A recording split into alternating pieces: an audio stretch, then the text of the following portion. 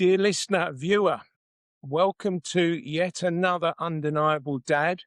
I've got the pleasure of finally nailing down one of the busiest men I know. Kalvin and I came across each other last year at BNI, something that has been very kind to me, and I've met some really decent people via it, Kalvin obviously included. He's a dad.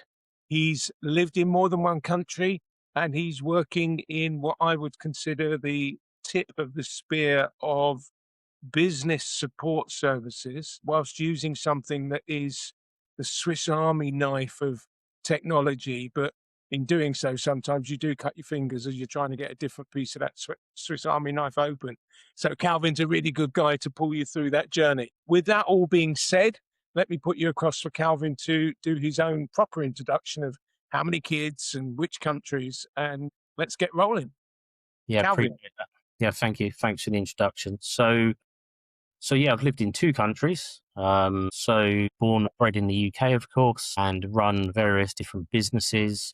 We moved over to Dubai. We were living there for a year and a half.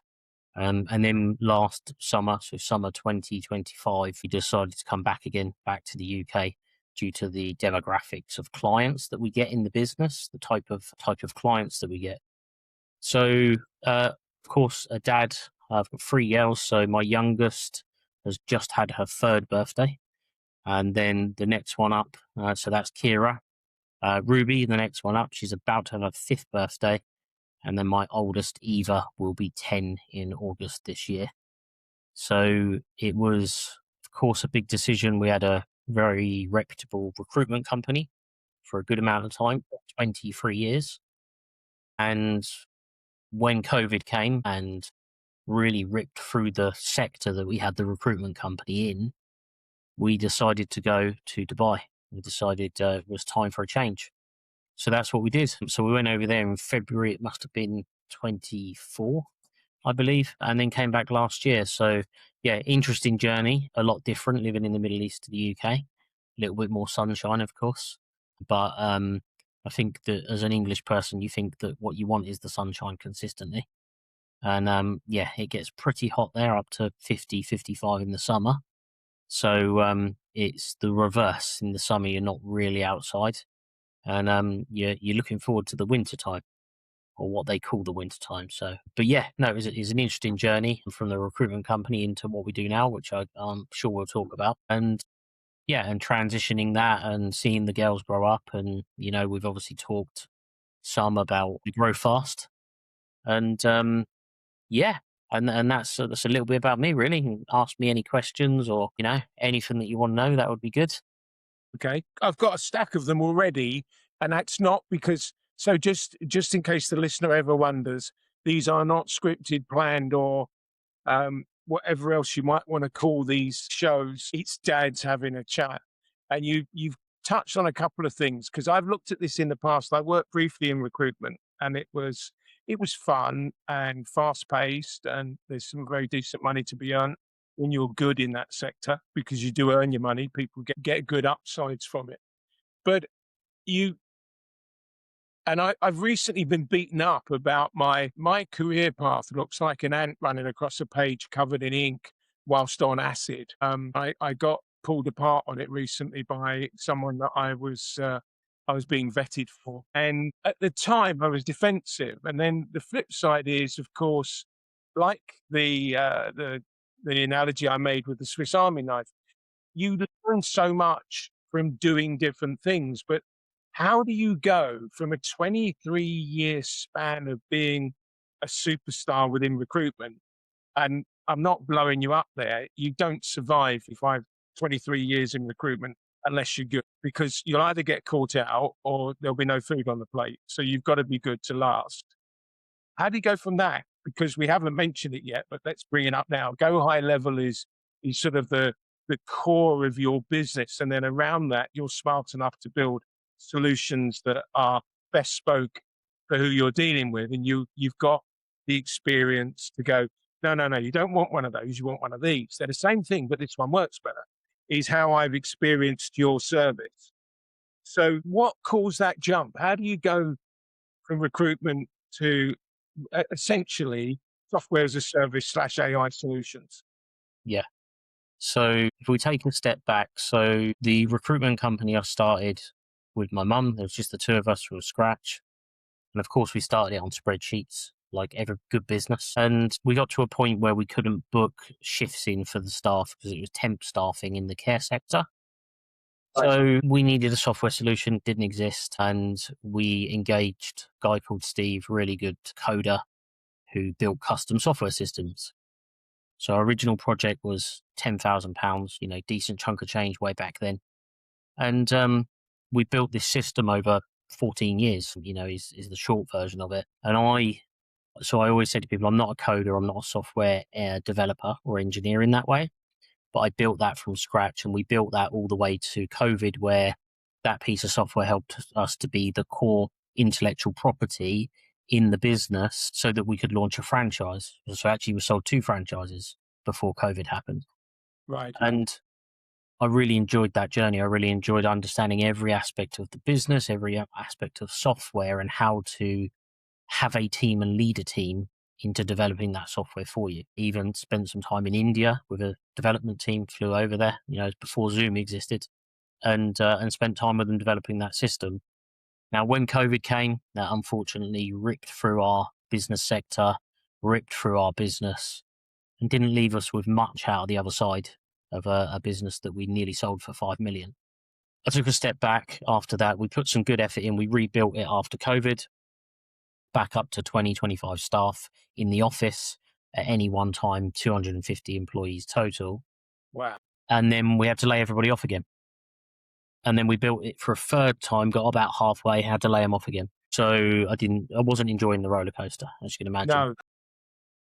So that was part of the decision to go towards going to Dubai. We'd obviously been there. We saw that there was an opportunity to grow businesses there, very much encouraging you to go there and grow businesses. So I'm a very all-in person, sometimes to my detriment, but I'm an all-in person. So that's what we did. So we still had the recruitment company when I went. I did my part of the business remotely. And inevitably what we expected to happen is it just started going downhill out of our control for many reasons. So eventually we shut that business up. Now, when I went to Dubai, I wanted to try something different. So I'd had 5 years of being coached at a very high level. So the guy that was coaching me, his mentor was somebody from Dragon's Den. So we were learning at a high level of business. So I wanted to help other business owners, been in the trenches long enough myself. So I launched a business coaching company called Obsessed to Success in UAE. So I did 2 things. I was doing direct coaching to high profile business owners. And then I had a group coaching program for more entry level businesses. So I was running those 2 things parallel. So we got to about 20 members in the coaching business, and I probably had 5 or 6, what I'd say, high profile clients. And I'm going to their office and doing these coaching or, consultancy sessions with them. And there's companies doing 5 million, or more a month or a quarter, and they don't have proper software systems. They're not managing their leads properly. And I'm looking at this software system we've built over all these years, and I'm thinking there's so much I could do for this company. So the consultancy turned into software development by me offering it. And I said, Right. look, Right. I'm working with this fantastic system, which is, of course, it's high level or known as Go High Level. It's amazing compared, told the same story that I just told. And I can really do something for your business. I started building these software systems for these companies and then started spreading the word about that back in the UK, where I obviously had a much bigger network for the amount of time that I'd spent in the UK, of course. And then people started asking me to build those. And it naturally led into where we are. Whilst we were doing that, AI was just taking off. It's just Okay. taking in. So then, of course, we had voice AI and conversational AI tools that are either native or plugins for the marketplace for high level. And then we started doing some white labeling and developing our own stuff that plugs into high level. And the reason it excited me was in between all of this was I used to DJ when I was younger, release some music, traveled around a bit, did some events and gigs in places like Ibiza and stuff. We did music production, which was a software platform. And in music productions, you get plugins like synthesizers, and you go and buy this synthesizer or that synthesizer. They call them a VST or a plugin, and you build your own thing. And what I saw in high level was, oh my God, this is what music production's been for years, but for business. People don't even know the opportunity yet. As in, most people aren't even scratching the surface with the capability of what it can do. I mean, at a business level, of course, there's people globally. So I spent 2025 whilst living in Dubai. I went to high levels global events in Dubai, in Sydney in Australia, London and Texas, over in the US. And I met everybody globally who is doing exceptionally well out of high level, let's say. And they've built Right. their own systems, their own businesses, their own niches in every business sector you could imagine. So, to summarize it, what high level is a platform that you can pretty much build anything to do with business systems, sales, marketing, strategy, business management. And if it doesn't do it, you can plug everything else into it. So it becomes one unified system. And if it doesn't exist, you can just write a custom webhook or an API that plugs into it if you know how to do that, or get somebody to do that for you. So to a certain degree, it's pretty limitless. Certainly, there isn't too many business requirements that I've come across from a marketing sales perspective that it can't do. And that's why it excited me so much. So that was the journey from care to building this software system, to going to Dubai, to building software, to building AI, and to coming back again. So I never know where the differentiator is, but I've now started, as I've gone on my AI journey, I've now started looking at software as a solution because I'm implementing AI to adapt it in the way that you talk about using the high level framework. I know it's a huge architecture. I know it's got many, many touch points. To come back to the more personal side, and forgive me, but I'm going to try and stay on track as much as I deviate naturally. So you had probably 5 or 6 years of working in your business where you were actually heavily vested into working out the software side to grow the business. So you were still doing the recruitment, but you were working with Steve. Was it Steve, your coder guy?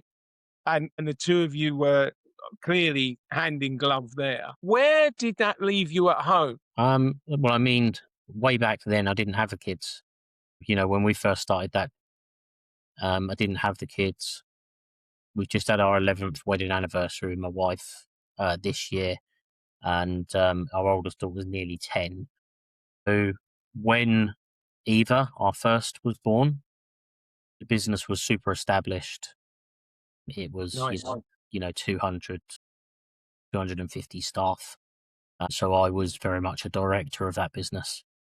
I wasn't in the roll your sleeves up and get your hands dirty as such side of the company. So financially was stable. And then, of course, the other two came after that. So really up to COVID, the juggling I was in that beautiful position that you want to get into where the company was a decent size, but it wasn't at corporate level where you have those corporate responsibilities. And it was churning, more than enough for us to live well without, pushing us over the edge on the other side. So, it Nice. wasn't really an issue for us.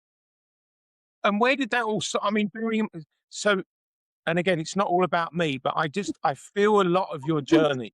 So I've changed countries 4 times, might be five, and I've operated in 8 different countries. Now, with my son engaged, involved, like that's my job, is being a dad, and then everything else circles around that. I would struggle to change countries. And I'm the same as you. I go for the sun. I think it's what nearly everyone says that doesn't live in a sunny country. I know it's essential to our makeup, but how much of your decision making process was influenced around the kids? I mean, Dubai is definitely recognized as a pretty safe place, apart from when world events take over and just steal all the cream. Was that a consideration? What made Dubai an option for you? So we'd been there several times. I've been all over the world. I've been lucky enough to be, pretty much every corner of the globe at some point. And of course, it starts with it's tax free. It's tax free. Maybe we'll talk about that in a minute. Yeah. But yes, it is safe. It genuinely is a very safe place. And I think if anyone hasn't left this country and lived somewhere else, most people are fed up of the UK for the various reasons. We were high earners through the recruitment company. My head was in that space of being a high earner.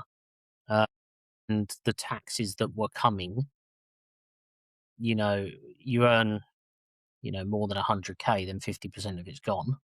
And 50K is an average salary to survive with a family of a couple of kids now. Just. I was just going to say, you're not, particularly as a company director, when you add up the hours, you're not much in front of bare minimum wage. People don't realize it. Yes. But you actually, what comes home is not much different to someone on a lower salary because their net take home isn't significantly different. Absolutely. So I was quite bitter about some particular things, COVID, and about the way the government had treated our business sector. And they'd made changes that ultimately, the first year they made the changes, our net 50%. And then the next year, they dropped by 50% again, which put us on a 3 mil turnover, zero profit, which doesn't make any, and it was completely out of our control. And we couldn't add to the top line in line with the inflation. Was this IR35 or was it? Nope. No. We were always PAYE above board. No self-employeds. This was the minimum wage increases. So I'll give you an example. We were pushing 14,000 hours of work per month. They say we'll put everybody's wages up by £1. Now, in the real world, pensions, national insurance, holiday pay, maternity, etc., overheads. What did that £1 come out at to you? £2.50. Shit. So when you do the maths of 14,000 a month times £2.50, and then we had 13 pay periods a year, if you add that up, it's closing in on hundreds of thousands. Well, it's not just that, but you're meant to then instantly, because the government, this is what people forget. So the government makes a change, then you as a commercial enterprise, the only way to recover that is you pass it on to your client. Yeah. Well, someone somewhere will find a way of not passing that on, and now you have a race to the bottom of the pricing scale. Yes, so it's exactly what happened. So we couldn't pass it on. So what we did do, we put our prices up by £1, even though we knew we were taking a 50% hit. And then we basically lost 30% of clients because Over the £1. Over the £1. So because the small company up the road was doing stuff at less than we could figure out how to do it legally. And when we got into those conversations saying, how are they doing it legally? The answer, in not so many words, was, we don't care because we're getting it cheaper. And then they're under their own business struggles. So, we can't argue with them. And they were saying, you're amazing, you're fantastic, your staff are better than anyone else. The staff we're getting elsewhere are terrible, but they're cheap. So we'll still take the cheap ones. And we found that our USPs of open 24 hours a day, every staff member was trained face to face. You pick up every worker from their home and take them to work and from work every day, which makes us reliable. It'd be snowing, we would have 100% capacity of staff out. There'd be train strikes, there'd be fuel strikes, whatever it was, we never let anyone down. And those values just became expected rather than valuing them. And paying for them because they come at a price. Yep. So we were 25% more expensive than other agencies, but something hits a fan, they knew who to phone. Elite Care, that was who they phoned.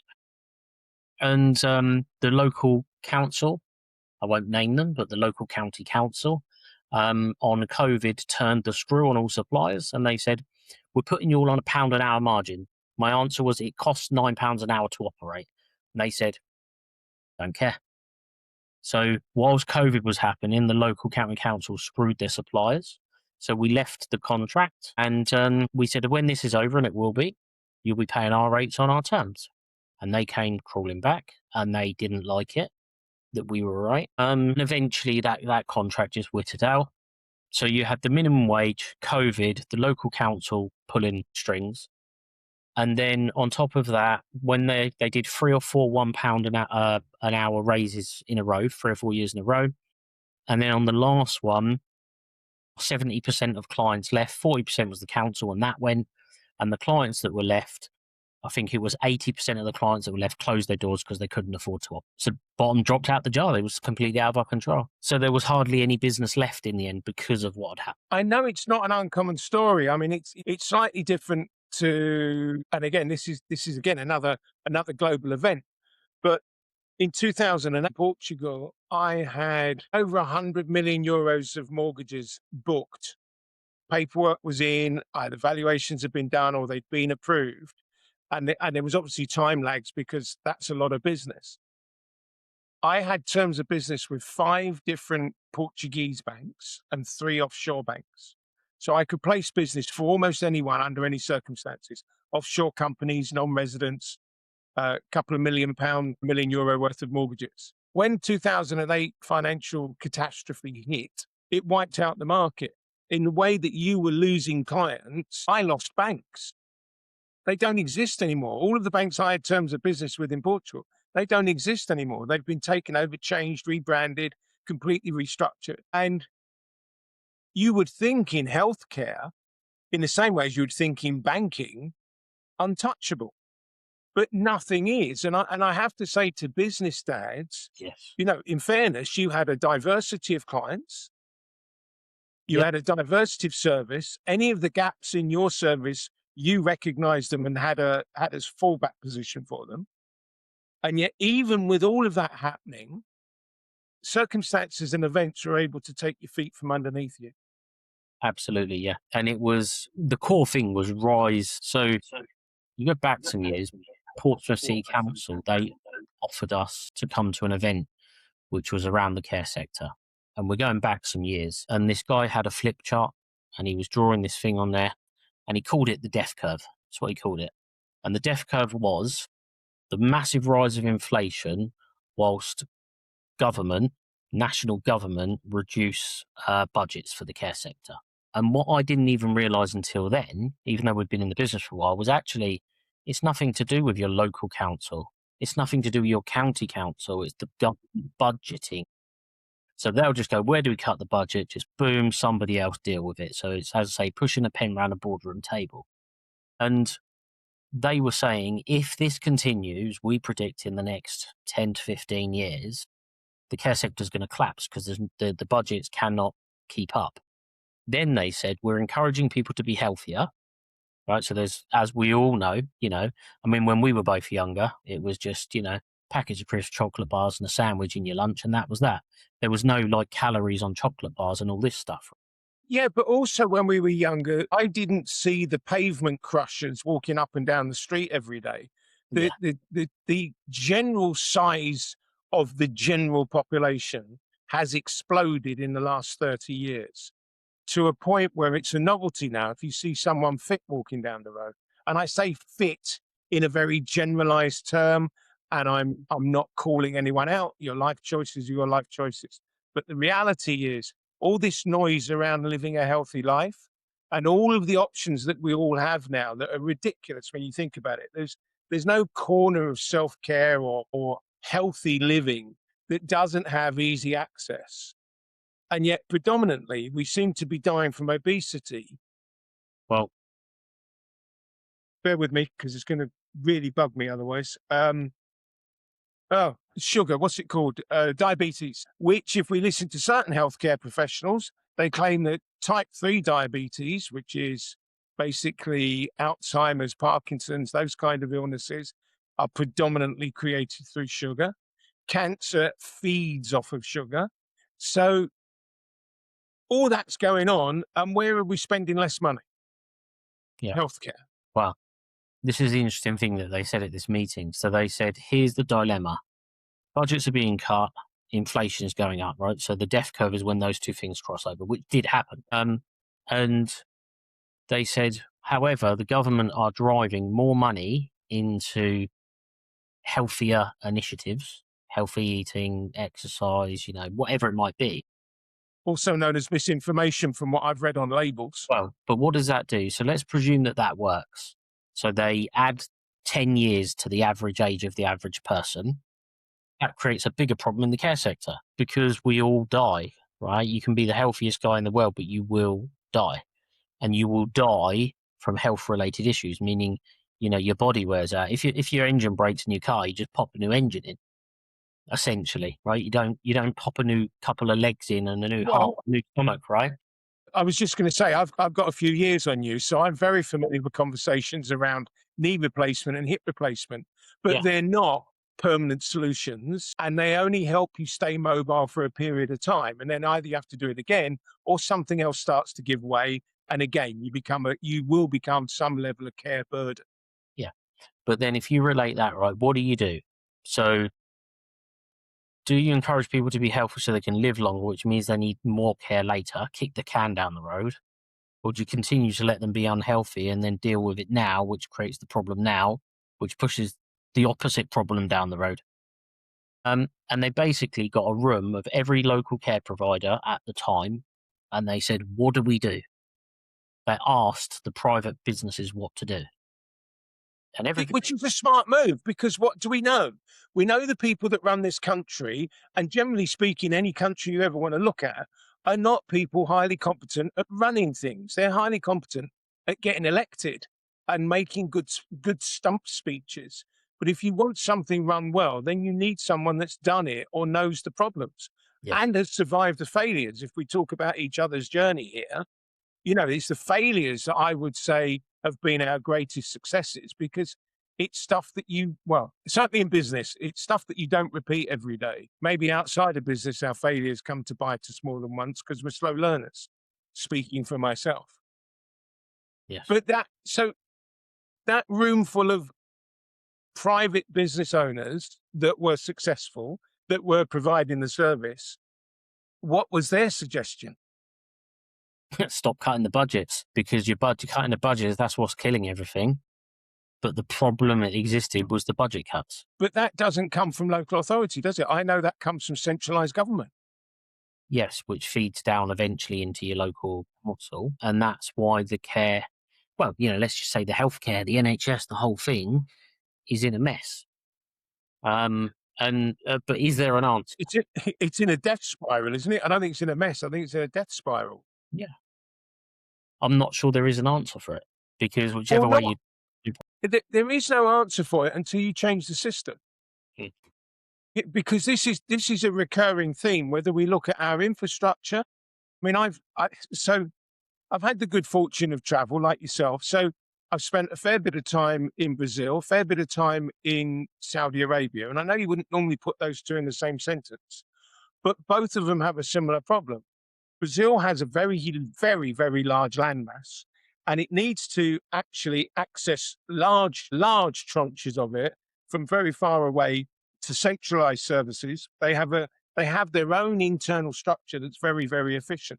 So if they need fuel, they actually grow sugar beet and convert sugar into ethanol. It's good how I can pull all these words out of a foggy mind today. So that runs many of the cars and trucks on the road over there, and that's a self-fulfilling service. It's well known. If I go back 30 years in my earlier days of telephone selling financial products, Brazil was a very, very difficult place to get money out of. Very difficult. And it made a lot of sense.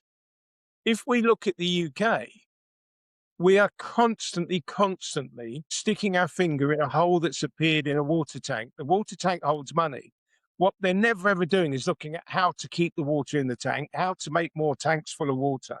So the money supply is on a constant erosion, and people haven't quite cottoned on to this in a big scheme of things. Why do you think your retirement age keeps getting pushed further away? Because there ain't no money to pay for your retirement. Why is medical care constantly being screwed down? Because, as you say, they're spending more and more money on people. We do have an aging population. This is a well-known statistic. And that aging population is not being served in any way, shape, or form. Not least of which, again, as an older person and looking at different changes in my life, I've been in the job market in the last 3 or 4 years. And no one wants to employ a 55-plus-year-old. What they don't get is someone that's 55 looking for a job might actually be useful. Mhm. And you end up having conversations with people, and they've played with it a couple of times in movies, and they've been pretty sharp, the movies, in terms of how they've approached it and what they've been able to achieve as a characterization of that level of wisdom and maturity. But it's very hard for a 30-something to listen to a 50-something-year-old and give them any kudos or credibility. And it makes no sense. Yeah, not to them. No, and yet that is a core problem for skills gaps, for businesses growing, Mhm. for solving those solutions that can be solved. I think technology, if we go back to, your core offering at the moment, and the thing that I'm falling rapidly in love with more and more every day, I think AI is going to accelerate our journey to the tipping point. And I read an interesting stat. There was a very interesting stat came out yesterday, and I don't know where I don't know its validity. I haven't researched it, but the word is you're going to lose 300 million jobs to AI, but you're going to gain 700 jobs elsewhere, and we're talking in the millions before. Excuse me, before I start getting loads of comments. So I think the truth of the matter is there will be a massive shift, and I think it will also then allow for, as an example, someone like me that's not got any tech skills. I can't code. I don't claim to be a genius. But if you put 45 years of life experience and overlay that onto I suddenly think I've got a new job market. I think I've got a place in the world where I can be of a much higher value. Yeah, here's something interesting. So, with one of my skill sets has always been connecting dots that aren't there, let's say. And obviously, with AI, you can invent, with the current AI technology, you can invent stuff. So, at the Dallas event, the high level event last year, I sat next to a guy in one of the talks and just started chatting to him. And they're buying and selling businesses in the US. And I said to him, what's one of the biggest problems? And we got into this whole conversation about commitment. So, they call it like the final hour or whatever when business sales collapse. And suddenly the seller just suddenly decides he wants more than what was agreed. Or the buyer decides he doesn't want to pay as much. And it's like, So this is specifically in the cycle of buying and selling a business, yes, and they're calling it, what do they call it? The what hour? like the final hour or Okay, yeah, yeah. yeah. So just before closing, everyone seems to want to move the goalposts. Yeah, pretty much is what he was saying, and that kills deals. And a lot of that's around the commitment. So you're buying my company, you're giving me X amount of millions, and you want a years worth of commitment or 500 hours of my time, whatever the deal might be. And I said, okay, so when a deal gets over the line, we use the example in the UK, got hit by a bus, right? So what happens when used to be business owner gets hit by a bus and new business owner, he doesn't know how to operate this business because the guy's dead, right? Under the bus.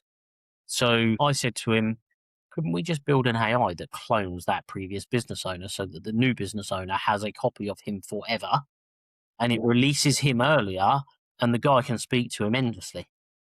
And he was like, no one's ever suggested that. And I was just like, that's a really simple solution, right? And the technology already exists. All you got to do is populate the knowledge base from the other guy. So you interview him for 20 or 30 hours and populate that knowledge base rather than use 30 hours of his time, training you how to use the coffee machine or whatever it might be. But yeah, it's really interesting what can be done or could be done just from ideas. That is a fascinating, genuinely massively fascinating two dots. So for my sins and in the distant past, I've worked within insurance. And whilst I've never been an underwriter, I understand a lot of an underwriter's mindset in the same way as I've never been an accountant, but I understand an accountant's mindset. Keyman insurance is a vast market. People don't realize it. It's a little bit of a sleeping giant. The people that are in it are winning big style. And the people that need it are prepared to pay for it because the downside is enormous. Hmm. My God, you could take away risk in that sector alone. And all you would do is you'd go, well, no, it's an underwriting requirement that you give us 50 hours of content, and these are all the questions you have to answer. So they could preset that. They could absolutely, for each business sector. So because it would be difficult between textiles and steel, Of so course. you'd have a set of understandings. I mean, a couple of times I've been in positions where I've not been allowed to fly, for example, with any other manager at my level. I've been in that position twice where it was absolutely banned. Yeah. Makes sense. And recently I had that conversation with my pal when we were doing something together out of Saudi. I said, you and I shouldn't be on this plane together. Yes. And people don't realize it, but it's, and it's not just living or dying. If you get taken out of your business for 6 months, most businesses, that's their death knell. Yeah. Do you know what that They won't reminds me? survive without you. You know that there was a Air India plane last year, wasn't there? Yeah. Took off and crashed. Just one of the stories was a family, like a mum, a dad, obviously Indian native people, 2 kids, all on the plane together, starting their new life in the UK. An That's amazing. entire, not even a new generation, but an entire future set of generations of that family's gone in one step because they're all in the same place, same time, wrong place for Yeah. them. So yeah, I've never considered that. Wasn't there like a Manchester United football club and the plane crashed once, didn't it? And the whole team died long time ago. Yeah. And so the familiar aspect is when it lands with you more. You get that because you feel it and understand it. But again, because I've been on the fringes of it, but also because I've either bought or sold businesses and consulted on quite a few occasions about, well, why are you selling, what's going on, and getting people to understand that journey, because it's an incredibly emotive journey. And I talk about this a lot, but when you've built a business up, take you back 5 years. If someone said you had to give your business up, like actually had to give it up, well, in fact, it'd be more than 5 years because we went you pre-COVID. So 6 or 7 years ago, it would have taken a vast amount of money to pull that business from underneath you because you didn't want to sell it. It was working in a way that you loved and enjoyed. Now imagine that you got taken out of the business, but the business was still there. Then you start looking at key man. Then you start having conversations about because here's a good one, putting your shares in trust, Hmm. putting your operational interests, whatever they may be, in the hands of someone else. And again, when I get deep with dads, I talk about, as I've survived a divorce, if I'm not here, I have 2 people in place, both of whom will make decisions for my son in a way that I could only agree with. They may not be perfectly my choice, but the 2 people I've got as stewards of his future life are very, very close to my mindset and my perspective on life. We're not the same in any stretch of the imagination. And Hmm. the only downside is that one of them's quite old. And that's in my terms. However, think about that for your business. Yes. And I've always spoken about us running businesses and being fathers. I always said that my business was my family before I knew what having a family was. I now understand that the dynamics are massively different. A business is about performance and you can tweak and cure it and do all sorts of things with it. When your family starts to get twisted and tilted, the solutions are a lot harder to find. And I think they're more costly. Costly in a good way because the outcome's better. But it's because I had a very oblique question for you, but I'm going to throw it at you now. Do you find any parallels or crossovers between high level and your AI solutions and how you're integrating with your family? Because you've gone through a massive transformation.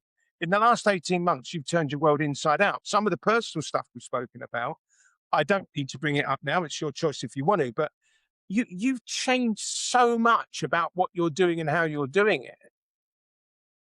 And I wonder whether there are any parallels from your business life that you've applied to your family life or vice versa. Maybe there's stuff in your family life you've gone, you know what, that's a really good priority. Fuck it. That's going under obsessed to success. Yeah. Well, we've gone from working in an environment where you go to the office and then when you leave, you've kind of left to a certain degree, as much as you do as a business owner, to working from home 24/7. So, of course, kids' technology, there's a whole screen epidemic going on right now, which we're getting involved in with our oldest, whether we like it or not. Yeah. Same. My eldest is the same age. I've got the same journey. I Yeah. feel your pain on that one. Yeah. And so, we're trying to do, weather's getting better now. So we're trying to be a bit more outdoorsy and do the opposite of that, you know? Admittedly, my wife's better at it than me, you know, because it's easy to let them watch the screen or get on with your own stuff that you need to get on with. But I think, you know, I think that all of us, kind of relating it to the kids, we're all addicted to social media at a certain level, whether that's doom scrolling your life away, whether that's, you know, running your business and creating reels and videos for your business so you can get leads. You know, we all have to have a good knowledge of it. And Mark Zuckerberg and co have all taken over all of us, whether we like it or not. So I think, you know, the crossover there is like, how do you be normal as a family and not be driven around the kids watching TV and cartoons? Because, you know, cartoons for me was Saturday morning for Yeah, about 3 hours. yeah. Or between 5 and 6 on a weeknight. Yeah, that was it. Simpsons for 2 30-minute episodes, cup of tea, biscuit, bed. And that was your evening. Otherwise, it was playing football or playing with your toys. Actually, the kids have less toys these days in terms of physical toys because they're hooked in on the screens, and they're intelligent little creatures. You know, they learn how to use touch screens and Zoom and, you know, do all the different things that we can do on the screens faster than we ever would. And they don't have to wait to watch the latest movie and go to Blockbusters and make sure they rewind it without a fine. You know, but we have to, like we had to. You know, and sometimes you go to the video store and no, we've only got 3 copies of that and it's already out. You've got to reserve it Yeah, for next week. yeah. So you'd be a member of at least 3 stores, so you could find one because it wasn't always Blockbuster. There were other options available. Yeah, there was one in between called Love Film, which was they'd post you a DVD and you'd watch it and post it back. Well, that was the precursor to the first iteration of Netflix, wasn't it? Because Netflix started out with the postal service, and it's one of my favorite big business stories because I lived through it. And Netflix very nearly got bought by Blockbuster. Yeah, yeah, yeah. But they refused it. Yeah, Yeah, well, they only refused it out of bloody mindedness. It was only a personality clash. yeah, It wasn't that they didn't need the deal, but they just felt that they were better than Blockbuster. And it's, you know, if we go back to that business sales process, and it's something that I've worked in through, at one stage, I was working with an American guy that was a bit of a monster within the business space. And we'd identified a couple of business sectors. So heating, ventilation, air conditioning in the States, particularly in obviously places like Florida or Texas. Phenomenal industry, huge market space, and predominantly the businesses were actually generational businesses. So they were family owned, again, predominantly first generation, sometimes second generation, but there was a gut load of them coming on the market because the kids that were coming up had come up in this other environment that wasn't where you need a trade, you need a skill, and then you'll always have work. It was, I'm going to go and be the next Gary Vaynerchuk, or I'm going to be the next influencer / guru. So all of that stuff, and we look at our kids, and I do try and temper it because what I know is that my little boy's got to be very, very au fait and confident around anything that involves a screen or tech. So he's got phenomenal skills at Fortnite. I watch the game and I can't keep track of what's going on, let alone the fact that he's, 10 pages in front of what I'm seeing because he's just won his battle. So in one way, I think that's a necessary evil. In the same way as when I was growing up, I was driving everything that moved. If it had wheels, levers, or an engine, I wanted to be on it, moving it, doing something with it, which paid dividends through life because it's been a fallback position when I've lost myself and didn't know what to do. I could go digger driving or lorry driving, didn't matter, and had a level of competency. I think for our kids, the problem is the Zuckerberg effect. What you picked up on is that social media is an addiction point. yes. So you do get doom scrolling. You do get this anesthetized attention. So they're watching something, but they couldn't tell you why they're watching it. And we do it as adults. I mean, I see it all the time and it drives me mad. So I deliberately try, and I'm mostly successful, but not foolproof, If I'm with my guy, I don't have a screen in front of my face. And it baffles me, knowing what I know about this fraction of time we got with our kids. You've got it. Your youngest is 3, your eldest is 10. What do you know about that 7-year journey that your 3-year-old's about to go on? 2 things. One, it's going to last that long. The click of a finger, it's gone in real terms. The journey will be constant markers of joy, challenge, excitement, drama, stress, but it ain't ever going to repeat itself. Mhm. So if you're not paying attention for that blink of an eye, because 7 years ago you were still a young man, you're a young man now by my method of scale.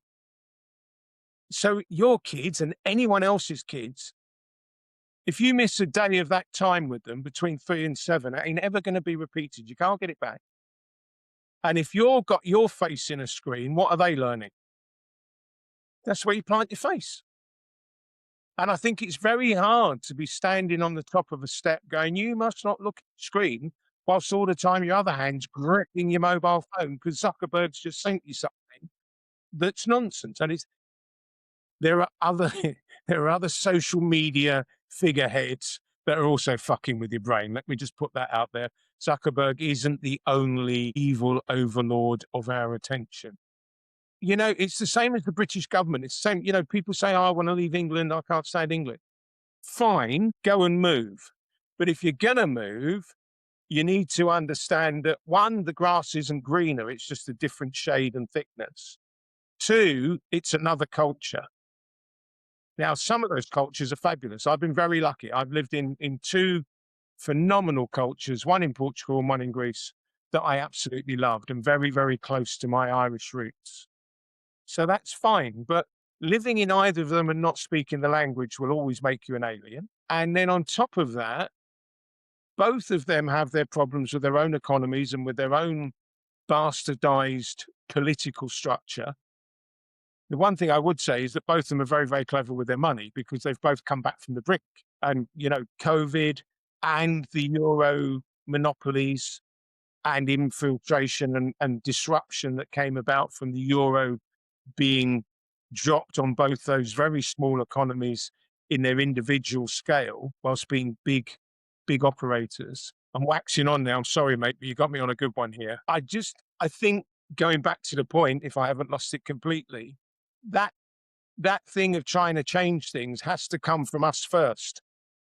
It's all well and good. And look, I agree with you wholeheartedly, but if we're going to talk about big picture problems, we've been part of the problem because we haven't changed it. Mhm. If you allow someone to be a racist bastard around you and you don't call them out on it or move away from them, then you're going to be in the middle of a racist movement. And having both of us lived in other countries, you know, racism can be directed at us when we've not been living in England. But you didn't suffer that, did you? No, no, not at all. Same as that. And I think, you know, if you've got that perspective and you just go, well, I mean, I feel sorry for people that move to this country because it means where they've come from is worse than here. And here is no utopia anymore, if it ever was. Yeah, it's tough, right? There's the rising cost of living. You know, for us feeding 5 mouths, it gets expensive quick, and you've got to building new businesses and new ventures, and as sometimes businesses take years to find their feet, and certainly even with what we're doing, we're skipping around those ideal clients. You know, we've got a few niches now, and we're building on those, which is great. But yeah, things take time, right? And it's the the council taxman and the mortgage company or your landlord or whoever it might be, they're not waiting for you.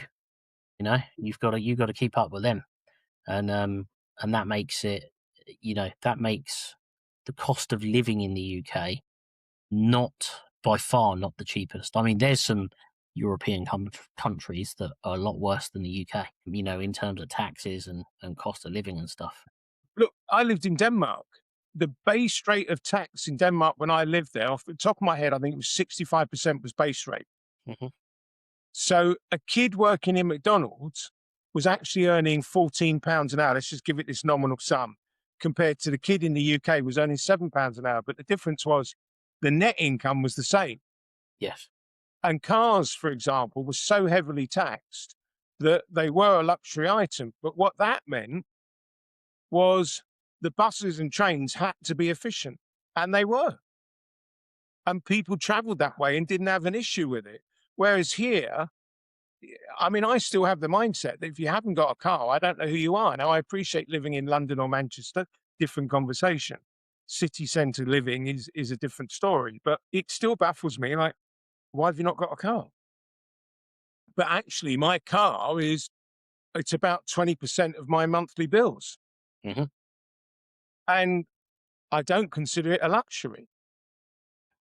So yeah, we could go about this one all day long, and it'll get boring. I mean, the reality is, as we've discussed, you cut your cloth and you do what you can to make everything work as best as you can for a period of time.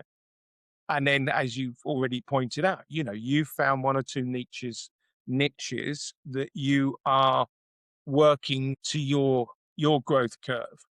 And I think that's the point. In sales, we used to call them lily pads. It was you jump from one to the other as you got one, and you'd catch all the flies that were hanging around that lily pad, and you'd go on to the next one because you found a place that you were a good fit. Yes.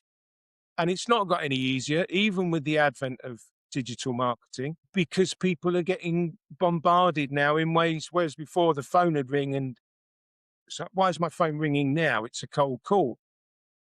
But that was the phone on your desk. It wasn't the phone in your pocket. Yes. So now we're giving money away, aren't we? We're giving money away to social media to get attention. And it takes it back to, being tied to the technology, to the screen. The first phone I had was Vodafone, when they had that old little logo, and if the battery died, you could replace it with 4 double A's. You slide the back off, Wow. and Yeah. it didn't have text message. I was just about, I believe, 15, just pushing 16 then. I remember walking home, thinking I'm cool, rung my dad on the landline and said, "Oh, put the kettle on, I'll be home in a minute from school," thinking I was, clever because I had this Okay, mobile. cool. We were working in the fairground, doing the 15, 16-hour shifts at the weekends for £1.50 an hour we were on then. And I'd saved up a £99 to get this phone. And and you think of that before text message, then through the whole Nokia phase, and then the first game, Snake. Yeah. And that Or was, the tennis game. I was trying to remember the name of it the other day. yeah. Yeah, the bat and ball thing, yeah. And you think of that to now, if you had the ability to take this device back in time. Actually, there's something interesting. There's a guy, Joe Rogan, and he was talking about this, and he said this artist, he got loads of pictures of people on phones, and then he was like, he said basically, do you know what the biggest epidemic, the biggest drug in the world is today? Is screen time. And this artist removed all of the mobile phones or the tablets or the devices from the picture. And he said everyone's like a zombie. They talk about these, fentanyl and all this crazy stuff going on in America. Yeah. Yeah. They're not zombies, right? They're sat there hanging like zombies. Same thing, but it's it's a good taxable drug, right? Same as cigarettes and alcohol. Well, it's a taxable drug, but it's also very controllable. So it serves multiple purposes, doesn't it? It's one way of brainwashing the herd because you've got an instant delivery system. It's another way then, if you don't want to brainwash them, but you want to pacify them, you can do that again because you've got an instant delivery system for this pacification. And then finally, for the herd, it's a way of shepherding them in a way that you want them to go. So it's like, no, don't go down lane A, go down lane B. Everyone on Facebook will wander down lane B because that's the message that's gone out from Facebook. A different message goes out on X or on Insta. You don't want me on this one. We have a 3-hour podcast on managing the herd mentality of the blind and dumb masses. It bothers me, but then there's layers to it. So we think as business owners that we're not susceptible to it, but we are, because our lives are governed by sexualized government. They're governed by the rule makers. Mm-hmm. So we can't be entirely independent. So whilst we may or may not be independent of thought, and independent of vision, we are still being manipulated in ways that it's not always in our best interest. And we go back to health, because I mean, my big thing for health, particularly allowing for where I'm at in my life cycle, is that I want to be healthy until I'm dead. I don't want to be old and then dead. I just want to be healthy, healthy, healthy. Gone. System shut down, because the idea of not being mobile, of not having reaction times, and I do for the pleasure of it live in an area that's predominantly quite old, and I see some horrific moments on the road of, you know, poor perception, zero reaction times, sometimes zero skill, but that's another story. And I just think, where's your life value? What's going on there? And so another important topic touched on, and I better throw it away or else we'll be here all day. I wanted to, there was something else. You've gone up the ranks very quickly with Go High Level. What do you put that down to? So just coming back to skill set, and I mentioned about connecting the dots that aren't there.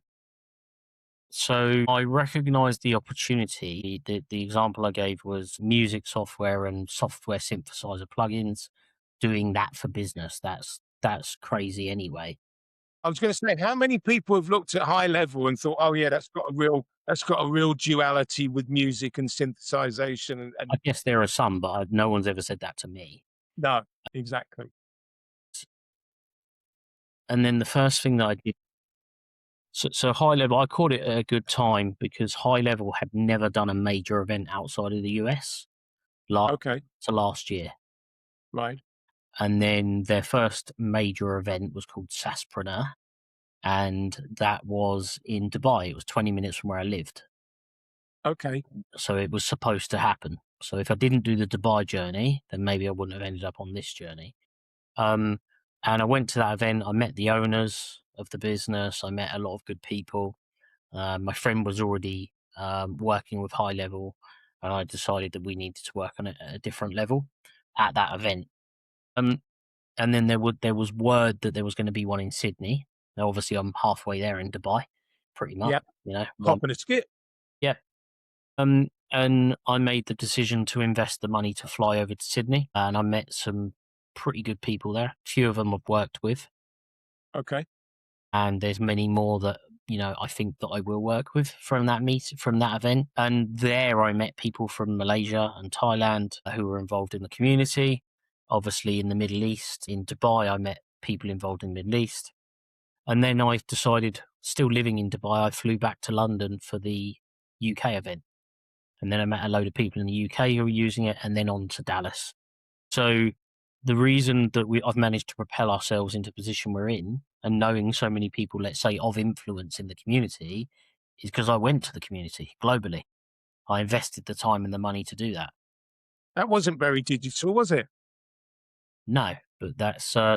Well, that brings us on to we can be as digital and AI generated as we Savvy. like, but we still need human interaction. So, we really started pushing voice AI to start with, and actually moving away from it a bit now because voice AI AI is only going to be good if people adapt to it and embrace it. So, there's been I watched a little story about Segway the other day. Everyone knows what a Segway is, and great technology, very expensive consumer market. Everyone wanted one. Nobody was going to pay $5,000 for one because you didn't need it that much in your life, or you couldn't afford it, of course. So really, I managed to ingrain myself in that world, and I said, I'm a both feet first sort of a person, and otherwise we would never have moved to Dubai, as you mentioned earlier, with 3 young kids. No, we wouldn't have then. I wouldn't have said, I'm going to Australia, I'm going to London, I'm going to America, whilst building a new business, because there's funding that's required for that. But it really helped me to get to know people globally. And there's many people I already know that I haven't worked with yet that I could pick up the phone and work with, let's say. It's interesting how you look at that, because from my view of your horizon, I would say it was a bigger thing that you moved back. I would say it's a bigger thing that you moved back to the UK than it was, not least to which, because I mean, I'd not lived in the UK for many years and I knew what I was coming back to, and I wasn't giddy about what I was coming back to, but what I was sat in the middle of wasn't giving me any future. So I had to make a geographic change. Now, I don't think for a second that was the case for you in Dubai. You may feel that way and you may have looked at it when you were looking forward. I think in the rearview mirror, it looks slightly different. But I do think in truth, if you look at that, at the very least, it was your learning phase. It was a space in time where you were able to do that hopping. I reckon you probably had lower operating costs than you do now Hmm. in terms of your day-to-day life. But you probably also had a slightly elevated basic standard of living because the weather was better. And people don't realize what a massive value add that is, that for 9 to 11 and a half months of the year, you can be outside and everything you do can be outside without having to pay for the privilege of actually going somewhere specific to do a specific thing. You can just go for a walk or we're going on the beach, none of which is, it's not a ticketed excursion or cost. So just that whole point of perspective, and it'll be interesting a couple of years down the road whether you see it the same. But I would urge you to think about that in a kinder way, just because the decision making process might have been harder than you realised to come back. Not that you're not doing well. Everything I've seen, I think it's not been a day on the rack and getting tortured to come back to the UK. But I think both decisions had equal. Of course, and you're quite right. When you look in one direction and then you come back and you reverse, essentially. I actually have a newfound respect for the UK for many Yep, reasons. yep, It's a very good country. It's a very established country. Um, there's powers that be that are making decisions that we all don't like, but there's infrastructure here. In some ways, the Middle East is the Wild West. yeah, very much so. Yeah. And culturally, it's radically different. Just don't think a European, having had my spell of deep integration into Saudi Arabia, Mhm. I don't think Europeans have the necessary shape to slot into the place the way you think you land in that culture or environment. I think it's very difficult. Of course. Which is, that's not to say it's a terrible thing. It's just it's a realization you've got to have. It's a bit like being around snakes and thinking they're not going to bite you. And by the way, I'm not saying anyone else is a snake. You have to understand the environment you're in to thrive and to be happy. And as much as we denigrate the UK, we're both sitting here.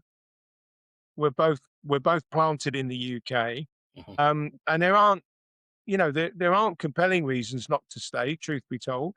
And I want my son to grow up in the best possible environment whilst I'm making the decisions. If he turns around to me when he's 18 and goes, I'm going to Australia, it would somewhat break my heart. But if that was his choice to go, then That's his choice. Yeah.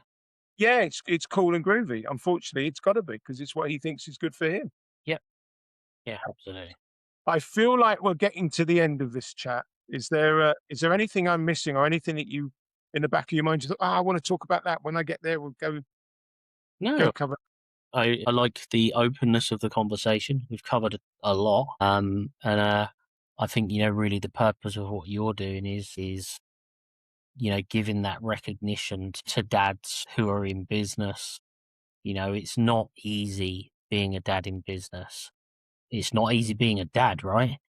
Yeah, It's a tough thing. And, I remember, I guess, sort of closing quote, there was a video I saw some years ago, and it circulates every few years. And this guy's doing interviews, and he said, right, I'm doing interviews, and he's interviewing these people. And he's right, this is the job. So you're the slave to the CEO. You probably know what I'm talking about. And they say, what's the pay? There's no pay. Okay. What are the hours? It's like 24 hours a day, 7 days a week. There's no breaks.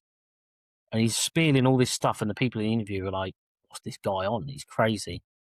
Then right at the end, he says, do you want to know what the job is? And they just go on and it says, being a mum. And then he's interviewing women, and then the reactions of those people, like crying, going, "Oh, I need to speak to my mum," and stuff, and they don't realise that 24/7 commitment. And we all do it silently. We all do it silently, and we all do everything we want for our kids. I've learned to try, like, I had a moment with Ruby. Yes, what she didn't even do anything. She was just sat there, and I just looked at her. And I was just like, I like to stop for a minute and just embrace that. Just like she's not gonna be that cute for 20 more years. Yeah, that cute or that innocent, that captivating. There is something about our kids that is deeply captivating, and it's interesting. I've got a bit of an axe to grind on this one, because that conversation about mums, it's absolutely true. But the problem is, it's become a banner that mums can carry, and it's absolutely true. But it's equally true on an active father. And I'm not saying that dads across the board are the best example of fatherhood, because they're not. They haven't been given the tools. They haven't had the emotional nurturing. You know, there's a reason why it's mostly men at football, and why men like football so much is because it doesn't have an emotional scalability where you can get in touch with yourself in the way that you could get in touch with yourself looking at Ruby yesterday. And that bugs me enormously, because men need to learn that, and then they need to exercise it, and then they need to be represented, because the language is not being represented for men. And it really disturbs me, because what we're not able to do is the same thing that our kids won't be able to do. Because you can't teach what you don't know. Now, whether you're good at it or not, because there's a horrible saying about teachers teach and doers do, but the reality is that there are great teachers out there that facilitate the doers. So if you want to be that great level of father, you've got to have that whole thing, that emotional connection that you talked about. That is not present in every dad by any stretch of the imagination, but it can be taught. And they are, our kids are our greatest teachers. But if you're not fucking showing up for it, if you've got a phone in your face, or you're chatting with your mates, or you're hungover, or you've been eating shit all week and your brain's foggy and your body's foggy, all your kids get in is another example of what not to do, because they're our little sponges. Yeah. So That's exactly the reason that I stopped drinking. Not that I was a heavy drinker, weekend recreational, but yeah. just wasting days of my life. Well, it was, I mean, when we were together, then my son's mother or myself, we alternated. You know, no night would the two of us go drinking.